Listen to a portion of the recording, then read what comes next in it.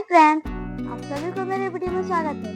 आप लोग कैसे हैं? आशा करती हूँ आप सब अच्छे होंगे और मैं भी अच्छी हूँ। रोजाना की तरह आज भी मैं अल्पना डिजाइन लेकर आई हूँ, साथ में एक शायरी भी लाई हूँ।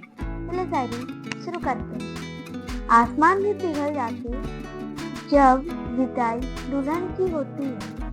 आसमान भी पिघल जाते जब विदाई दुल्हन की होती है। लगाकर मेहंदी जब दुल्हन दूल्हे के संग जाती है, दिल में खुशी और आंख में आंसू आ जाती है। बातों बातों में सब कह दिया, कभी शायरी तो कभी अल्पना बना लिया।